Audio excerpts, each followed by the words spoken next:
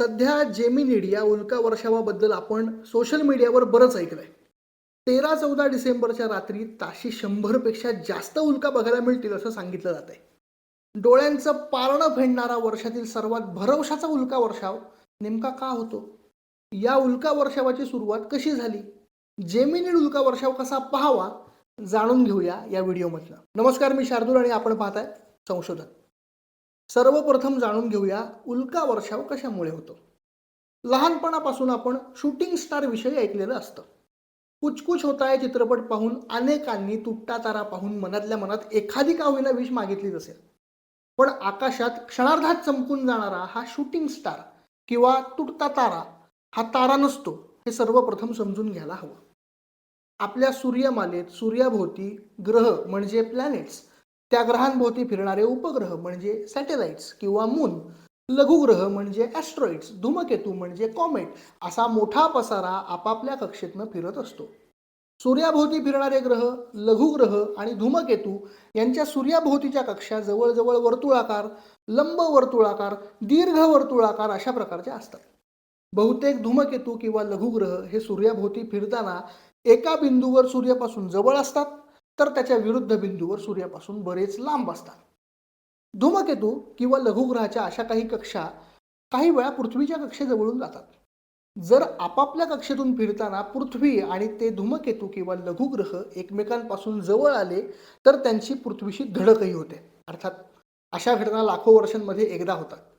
पृथ्वीवरून डायनासॉर नष्ट होण्यासाठी अशाच एका लघुग्रहाची धडक कारणीभूत असल्याचं मानलं जातं. महाराष्ट्रातील लोणार विवरही सुमारे 5.5 लाख वर्षांपूर्वी घडून गेलेल्या धडकेची कायमस्वरूपी खूण म्हणून आज अस्तित्वात आहे. लघुग्रहांशी पृथ्वीच्या अशा धडका दुर्मिळ असल्या तरी धूमकेतूंच्या कक्षेजवळून पृथ्वीचा प्रवास होतोय हे आपल्याला अगदी साध्या डोळ्यांना समजू शकतं. ते कसं? तर उल्कांच्या साह्याने. धूमकेतूंना डर्टी स्नोबॉल म्हटलं जातं.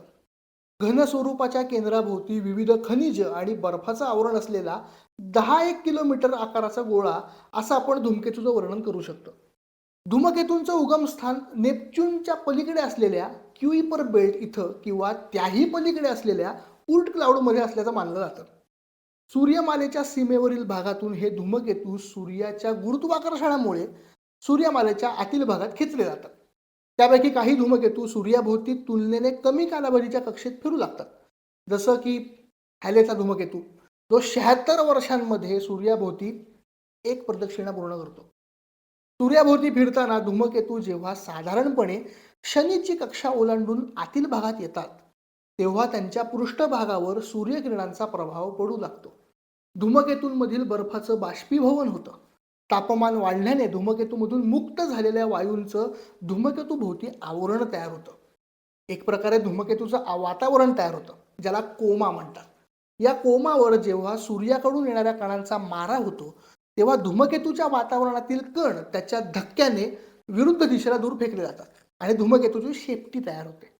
धूमकेतू धूलिकण आणि आयन अशा 2 प्रकारच्या शेपट्या असतात. धूमकेतू सूर्याभोवतीच्या कक्षेतून जसा जसा पुढे सरकत जातो, त्याच्या शेपटीमधून मुक्त झालेले धूलिकणही त्याच्या पाठोपाठ त्याच कक्षेतून सूर्याभोवती फिरू लागतात. धूमकेतू सूर्यापासून लांब गेला की सूर्यकिरणांचा प्रभाव कमी होऊन धूमकेतूची शेपटीही लुप्त होते. धूमकेतूच्या सूर्याभोवतीच्या प्रत्येक प्रदक्षिणेदरम्यान धूलिकण निर्माण होण्याची ही प्रक्रिया शेकडो हजारो वर्ष सुरू राहते. या काळात तयार झालेल्या धूलिकणांचे ढगही त्या कक्षेतून निरंतरपणे सूर्याभोवती फिरत राहतात.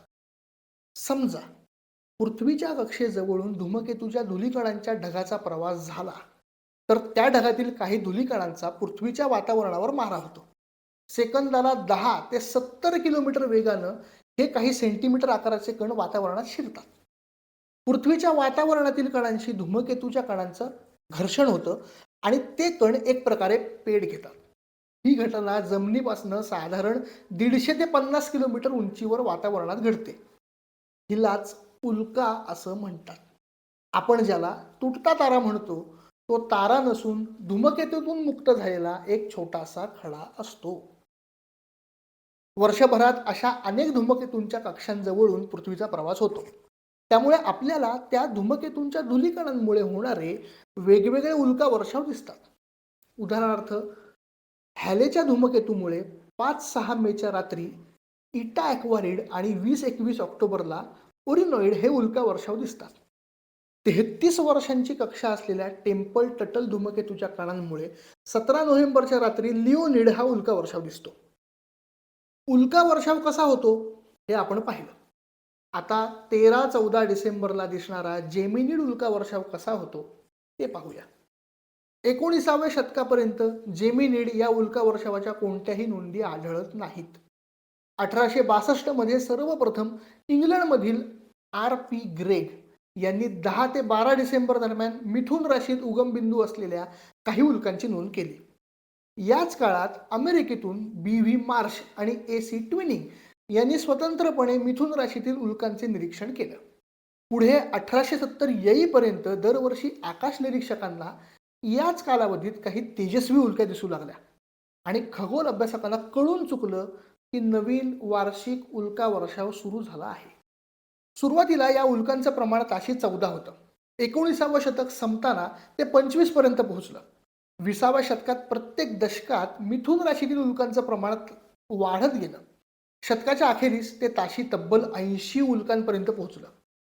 100 वर्षांपेक्षा अधिक काळ निरीक्षण करूनही जेमिनिड उल्का वर्षावासाठी कारणीभूत धूमकेतूचा शास्त्रज्ञांना काही शोध लागला नाही. अज्ञात धूमकेतूमुळे हा उल्का वर्षाव होतो असंच मानलं जात होतं.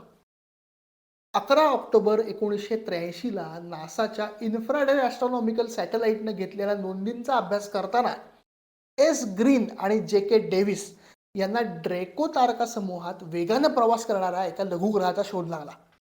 दुसऱ्या दिवशी संध्याकाळी कॅलिफोर्नियाच्या पॅलोमार वेधशाळेतील 48 इंच व्यासाच्या टेलिस्कोपच्या साहाय्यानं सी कोवाल यांनी ड्रॅकोमधील त्या धूमकेतूचा फोटोग्राफ काढला. सुरुवातीला या लघुग्रहाला 1983 TB असं नाव देण्यात आलं. 25 ऑक्टोबरला जेव्हा या लघुग्रहाची कक्षा अभ्यासण्यात आली तेव्हा जेमिनिड या उल्का वर्षावांच्या कणांच्या कक्षेची ती मिळती जुळती असल्याचं दिसून आलं. अखेर जेमिनिड उल्का वर्षावाचा स्रोत शास्त्रज्ञांना सापडला.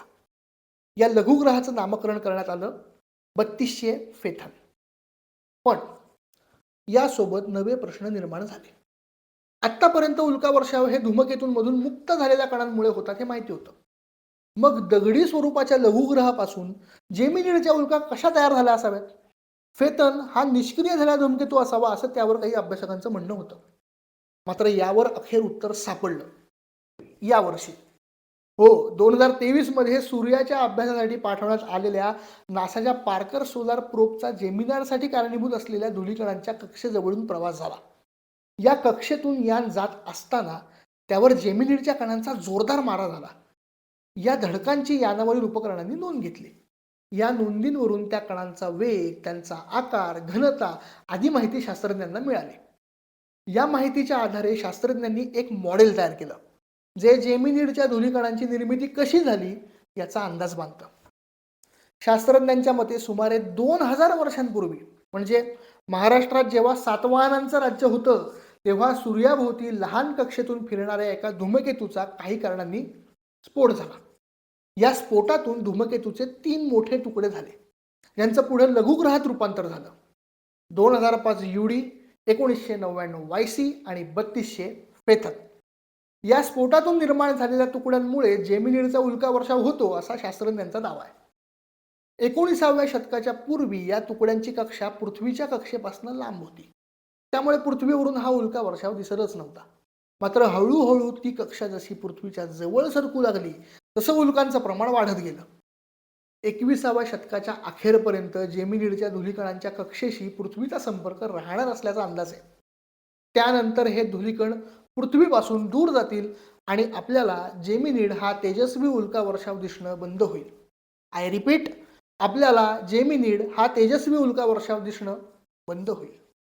सध्या हा उल्का वर्षाव त्याच्या चरमसीमेवर असल्याचं मानलं जातं. साधारणपणे 24 नोव्हेंबर ते 24 डिसेंबर या कालावधीत जेमिनिडच्या उल्का पाहायला मिळतात. डिसेंबरच्या दुसऱ्या आठवड्यात उल्का दिसण्याचं प्रमाण जास्त असतं. त्यातही 13-14 डिसेंबरला जेमिनिडच्या सर्वाधिक उल्का दिसतात. यावर्षी जेमिनिड उल्का वर्षाव विशेष आहे. याला कारण यावर्षी चंद्रप्रकाशाचा अडथळा नाही. इंटरनॅशनल मिटिओर ऑर्गनायझेशन म्हणजेच IMOने दिलेल्या माहितीनुसार 13 डिसेंबरला सूर्यास्तानंतर तासाभरात जेमिनी उल्का वर्षावाचा उगम बिंदू उगवत असल्यानं रात्री 9 पासून अगदी उजाडेपर्यंत अर्थात तुम्ही जागा राहिलात तर जेमिनिडचा उल्का पाहता येतील. रात्री 1 ते 2 या कालावधीत उल्का दिसण्याचं प्रमाण सर्वाधिक असणार आहे. जेमिनिडच्या अनेक उल्का तेजस्वी असून शुक्रा इतक्या तेजस्वी उल्काही अर्थात फायरबॉलही यावेळी दिसू शकतात. शहरापासून दूर अंधारा ठिकाणावरनं पाहिल्यास उल्का दिसण्याचं प्रमाण जास्त असेल. साध्या डोळ्यांनी हा उल्का वर्षाव दिसणार असून त्यासाठी टेलिस्कोप सारख्या उपकरणांची आवश्यकता नाही. आकाशातील कोणत्याही भागाकडे किमान तासभर सलग पाहत राहिल्यास जेमिनिडच्या 10-20 उल्का सहज दिसू शकतात. 13 डिसेंबरच्या रात्रभर जागून आपण जेव्हा एक एक उल्का मोजू तेव्हा 2000 वर्षांपूर्वी सूर्याभोवती घडलेल्या एका स्फोटाचे अवशेष आपण आपल्या डोळ्यांनी पाहतोय हे मात्र लक्षात असू द्या.